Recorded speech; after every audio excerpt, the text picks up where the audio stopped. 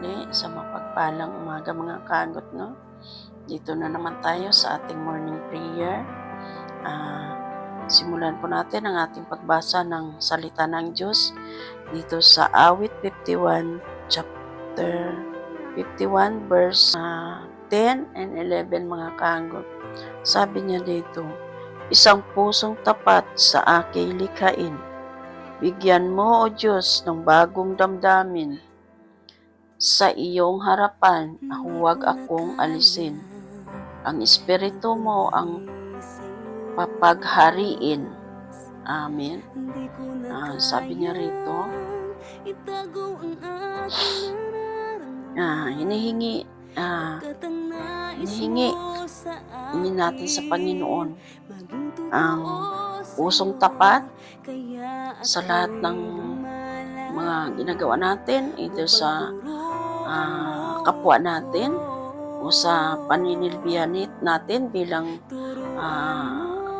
kasambahay o kasi ipag-pray po natin ang ating mga kasambahay, at higit sa lahat ay maging tapat tayo sa ating Panginoon. Hingin natin sa Panginoon na bigyan niya tayo ng malinis na puso at upang di niya tayo alisin sa kanyang kapangyarihan, lalo na sa ating buhay manampalataya, kailangan po natin yun dahil ang ating Diyos ay banal at ang mga salita niya ay banal. Kaya mga kaagot, mag-pray na po tayo. Ipag-pray natin ang ating mga kasambahay. Lagi po natin hinihingi, Lord, pagkalooban mo ako ng pusong mapagkumbaba, pusong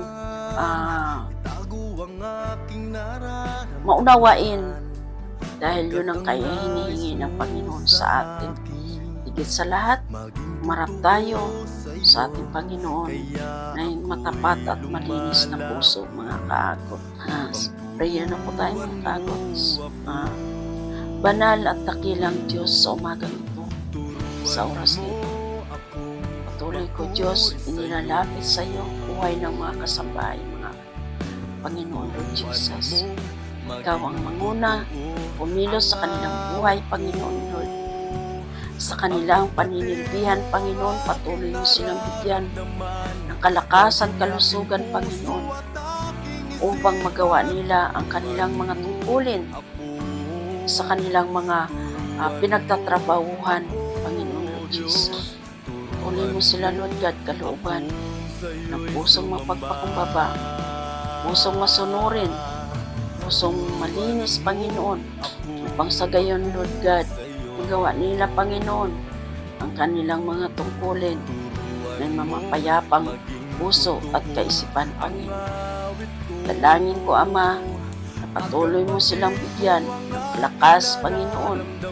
Ginagawa nila ito, Diyos, upang makatulong sila sa kanilang mga mahal sa buhay, Panginoon, Lord.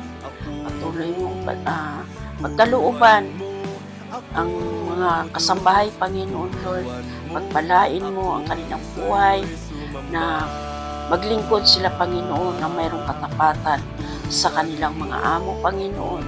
Ganon din, Lord God, kanilang mga amo, magkaroon din ng katapatan sa kanila, makatagpo sila, Panginoon, ng mga amo na pahalagahan sila, Panginoon, at bigyan ng sapat na atensyon, Lord, bilang isang kasambahay, Panginoon.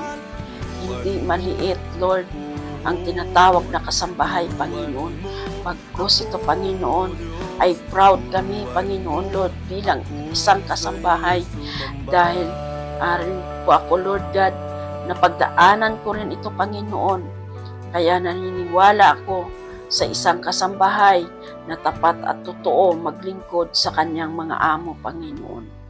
Dalangin ko, Ama, sa kanilang mga amo din, O Diyos, pagpalain mo sila, patuloy mong gamitin na instrumento din ang mga amo nila, Panginoon, na makatulong sa kanila at ma-provide din, Panginoon, ang kanilang mga pangangailangan about financial, kung tinatawag na sahod, Lord, upang sa gayon, Panginoon, ay makatulong din ang mga kasambahay sa kanilang pamilya, anak, asawa, maggulang o sino man ang kanilang pinagtutuunan ng kanilang lakas na ito, Panginoon Lord. Pagpalain niyo, Panginoon, ang buhay ng mga kasambahay, patuloy na maging tapat lamang sa kanilang mga amo, at pagpalain ang kanilang mga kalusugan, higit sa lahat, Lord. At magkaroon sila, Panginoon, ng sapat na sahod na upang maitulong din nila, Panginoon, sa kanilang mga pamilya. At alam ko, Lord God, na nagawa nila itong mamasukan upang makatulong sa kanilang mga kapamilya. Salamat, Ama, sa buhay ng mga kasambahay. I'm proud, Lord God, ng mga kasambahay dahil malaking tulong ito bilang mga amo. At higit sa lahat, Lord, sila ang katuwang ng mga amo nila na mga ngalaga sa kanilang pamilya, anak, asawa, at sa buong kasambahayan, Panginoon Lord. I-bless mo, Lord, ang buhay ng mga kasambahay. Pagpalain sila, Panginoon, higit sa lahat. Pagpalain ang kanilang mga pangarap sa buhay na matupad sa pamamagitan ng kanilang pamamasukan bilang isang kasambahay. Ganon din, Lord God, ang kanilang mga amo. I-bless mo, Lord, na patuloy na magkaroon ng pusong makatao at pusong magpakumbaba, at higit sa lahat, Lord, ay pusong mapagmahal ang kanilang mga amo sa kanilang mga kasambahay at sa kanilang pamilya na inaalagaan ng mga kasambahay, at magkaroon din ugad ng pusong magpakumbaba, pusong mapagpasakop, at pusong mapagmahal sa kapwa nila kasambahay, Panginoon. Muli, Ama, maraming salamat sa umagang ito, sa oras ito, sa biyaya mo at sa panahon ito, Panginoon. Medyo sumikat ang araw, Lord. Maraming salamat. Maliwanag na, Panginoon, dito sa lugar namin. Maraming salamat, Panginoon, sa biyaya mo sa umagang ito, sa pagkising ko, Panginoon, na mayroon akong lakas at nakakapagsalita, nakakapag-pray, Panginoon, at naidulog ko sa iyo, Panginoon, ang buhay ng ating mga kasambahay, Panginoon. Pagpalain niyo, Panginoon, ang buhay ng mga kasambahay, mabuhay sila, Panginoon, sa araw na ito, sa lahat ng oras, minuto, segundo ng kanilang buhay. Ama, maraming salamat sa biyaya mo sa buhay ng mga kasambahay at sa mga kaagot ko dyan na naging kasambahay din.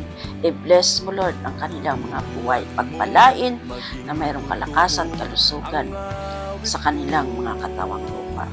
Thank you, Lord Jesus, sa biyaya tabag mo sa umagang ito.